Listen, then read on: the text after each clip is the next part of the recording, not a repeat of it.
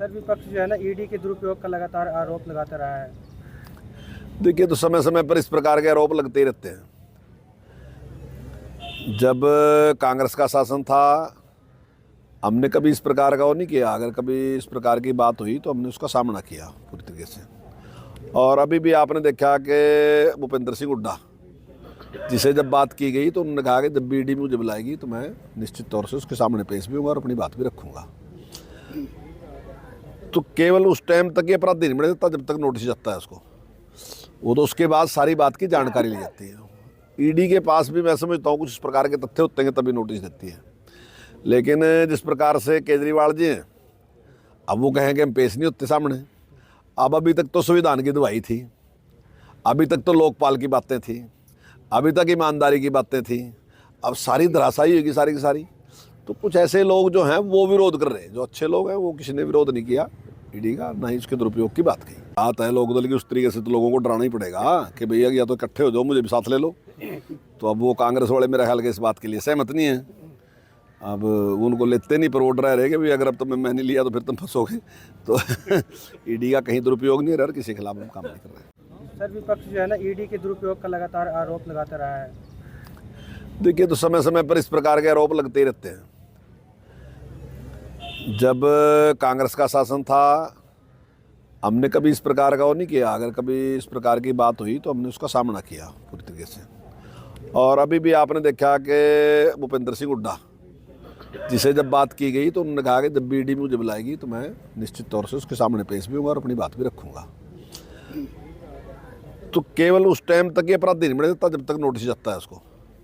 वो तो उसके बाद सारी बात की जानकारी ली जाती है।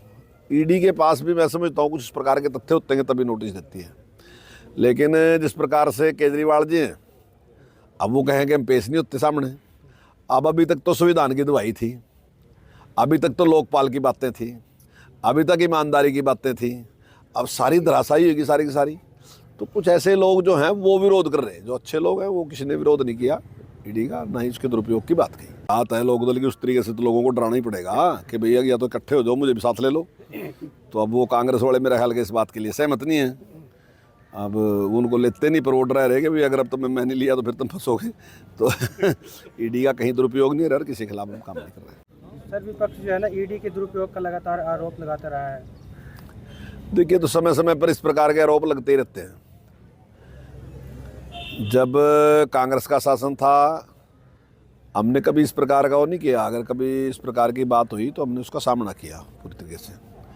और अभी भी आपने देखा कि भूपेंद्र सिंह हुड्डा, जिसे जब बात की गई तो उन्होंने कहा कि जब भी ईडी मुझे बुलाएगी तो मैं निश्चित तौर से उसके सामने पेश भी होऊंगा और अपनी बात भी रखूंगा।